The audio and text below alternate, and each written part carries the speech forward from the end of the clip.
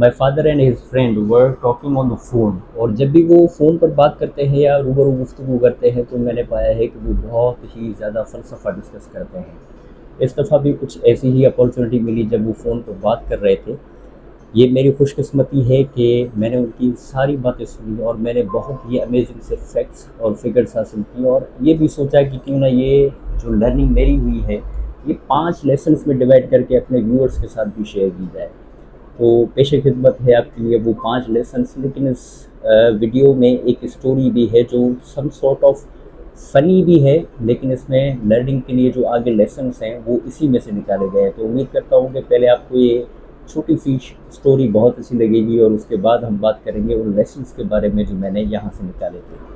तो ये कन्वर्सेशन शुरू होती है कि मेरे फादर जो है वो अपने फ्रेंड जो कि फाइनेंशियली बहुत ही ज़्यादा स्टेबल है उनसे ये कहा कि आपकी ज़िंदगी तो बहुत मज़े में गुजर रही है जी, क्योंकि आपके पास तो बहुत सारा पैसा है। तो उन्होंने कहा कि ऐसा मुमकिन नहीं है कि इंसान परेशान ना हो, क्योंकि कभी कभी हम कुछ फ़ैसले ले ही लेते हैं, उस वक्त पर हमें वो फ़ैसले सही तो लगते हैं, लेकिन कभी कभी फिर देर से हमें ये एहसास होता है कि शायद उस वक्त ये फ़ैसला सही नहीं था, वो हमें बाद में पता चलता है। तो उन्होंने कहा कि जहाँ पर आग लगती है वही जगह जलती है। उनकी इस बात में बहुत ज़्यादा वज़न था, और उसके बाद जो स्टोरी उन्होंने बताई, उन्होंने मेरे वालिद साहब को ही कहा था कि आप सुने और अंदाज़ा लगाएं कि मैं कहना क्या चाहता हूँ। वो शॉर्ट सी स्टोरी कुछ ऐसी है कि एक कश्ती वाला कहीं पर आराम कर रहा था, तो उसके सामने से ही समंदर में एक बड़ी सी शिप गुजरी जिसमें एक बहुत ही ज़्यादा अमीर शख्स गुजर रहा था।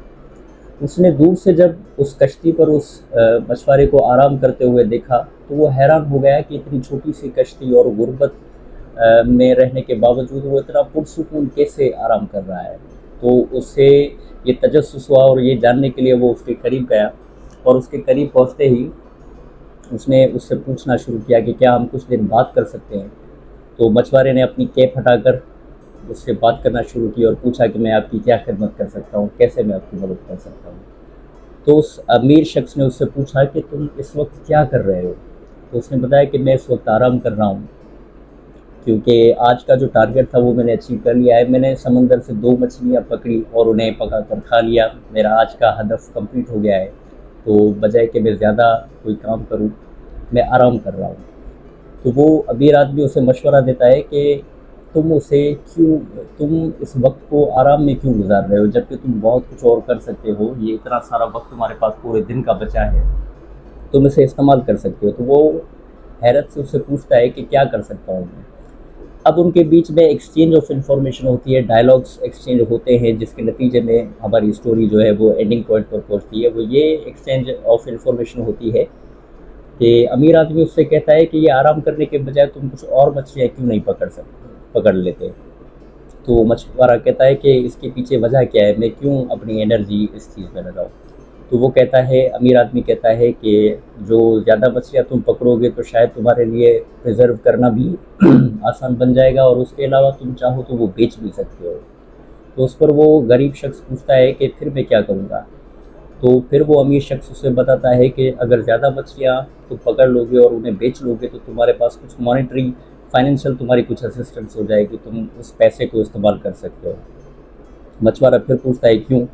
तो अमीर आदमी उसे दोबारा कहता है कि ज़्यादा पैसे आएंगे तो तुम्हारा स्टैंडर्ड ऑफ लिविंग जो है वो इम्प्रूव हो जाएगा, स्टैंडर्ड ऑफ लाइफ तुम्हारा इम्प्रूव हो जाएगा। तो फिर मछुआरा पूछता है कि फिर क्या होगा। तो वो रिच मैन उसे कहता है कि फिर तुम्हें और ज़्यादा जदीद किस्म की शिप तुम्हें ख़रीदने की सलाहियत पैदा हो जाएगी और तुम उससे और ज़्यादा मछलियाँ पकड़ पाओगे। मछुआरा फिर उसी अंदाज में पूछता है कि फिर। तो अमीर शख्स उसे कहता है कि जिस जगह पर तुम मामूली क्वांटिटी में मछलियाँ पकड़ रहे हो उस जगह पर बहुत ज़्यादा क्वांटिटी में मछलियाँ पकड़ कर और वो तुम अगर बेचोगे तो शायद तुम्हारे पास और ज़्यादा पैसे आएंगे और तुम अपनी ज़िंदगी को, अपने लाइफ स्टाइल को और ज़्यादा बेहतर और पुरसुकून बना सकते हो। मछुआरा अभी भी उसी फनी अंदाज में पूछता है कि फिर। तो आखिर में वो अमीर शख्स उसे कहता है कि उसके बाद क्या है, उसके बाद तुम आराम करो। तो इस पर मछुआरा हंस कर कहता है कि अभी मैं क्या कर रहा हूँ। दोस्तों, आम लोगों के लिए ये शॉर्ट स्टोरी शायद इतनी मीनिंगफुल नहीं है, लेकिन मैंने इस स्टोरी में से 5 बहुत ही अहम लेसन्स निकाले जो मैं समझता हूँ कि मैं आपसे ज़रूर शेयर करूँ, क्योंकि मैं इनकी इम्प्लीमेंटेशन अपनी लाइफ में भी कर रहा हूँ। तो मैं देख रहा हूँ कि काफ़ी हद तक मेरी ज़िंदगी केओटिक होने के बजाय बहुत ही सेटिस्फैक्ट्री है, क्योंकि मैं बहुत आराम से अपना काम-काज भी करता रहता हूँ और अपनी ज़िंदगी भी गुज़ार रहा हूँ। तो लेसन्स के बारे में बात करते हैं।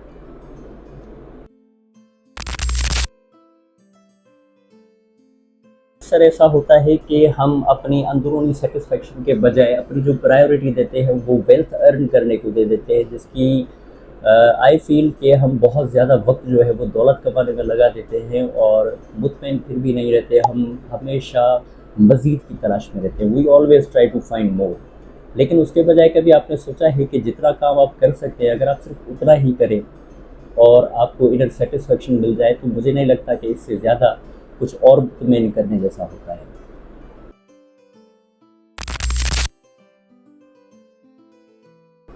इसका लेसन नंबर 2 है कि आप बजाय कि ज़िंदगी की कश्मकश में गुम हो जाएं, आप क्यों नहीं अपनी फैमिली के साथ, अपने प्यारों के साथ वक्त गुजारते। ये बहुत ज़्यादा ज़रूरी है, क्योंकि ये आपको हमेशा खुश भी रखता है और मुतमिन भी रखता है। आजकल के दौर में जहाँ पर हर कोई हमें मशवरे देता है कि बहुत ज़्यादा मेहनत करनी चाहिए, बहुत ज़्यादा पैसे कमाने चाहिए, लेकिन कभी आपने सोचा है कि आप जिसके लिए कर रहे हैं कि आप उसके साथ वक्त गुजार रहे हैं। मेरा दूसरा लेसन यही जो है मैंने निकाला है कि instead of getting engaged in chaotic activities, हम इतना भाग दौड़ करने के बजाय क्यों ना हम प्रायोरिटी दें कि हम अपने प्यारों के साथ अपना वक्त गुजारें, क्योंकि ये इवेंचुअली आपको एक अच्छी सी सपोर्ट दे देता है।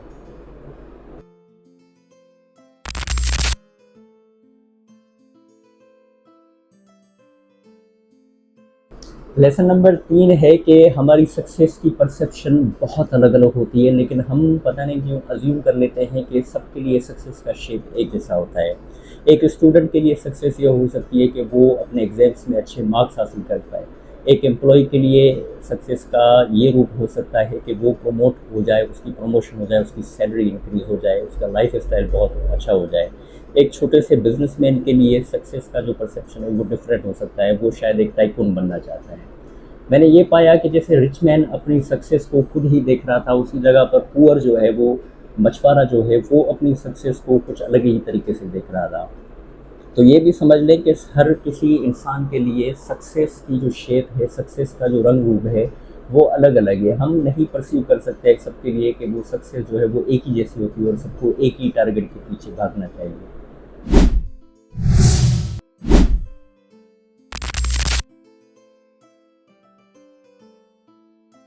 लेसन नंबर 4 है कि हमें हमेशा शुक्रगुज़ार रहना चाहिए। We should be thankful, grateful कि हमारे पास जो भी चैलेंजेस हैं उन्हें हम खुद ही फेस कर रहे हैं, उनमें किसी की सपोर्ट नहीं ले रहे। लेकिन कभी भी दूसरों के चैलेंजेस को अपने चैलेंजेस के ऊपर ऐसा ना समझें कि वो आपसे ज़्यादा लग्जरियस लाइफ गुजार रहे हैं या आसान ज़िंदगी गुजार रहे हैं। हर इंसान की अपनी परेशानियाँ होती हैं, हर इंसान की अपनी लेवल और उसकी अप्रोच ऑफ जो प्रॉब्लम्स होती हैं वो भी अपनी अपनी होती हैं।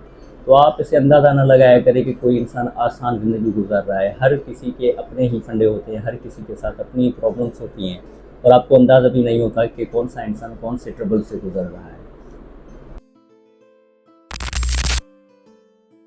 और आखिरी लेसन है कि उस गरीब मछुआरे को देखकर मैंने देख पाया कि मैंने यही समझा है कि इंस्टीड ऑफ वरिंग, आप ज़िंदगी को एंजॉय करें। ऐसा नहीं है कि भाग दौड़ में कहीं पर आप रह जाते हैं, आपकी रेस नहीं लगी हुई जिसकी वजह से आप इतनी भाग दौड़ कर रहे हैं।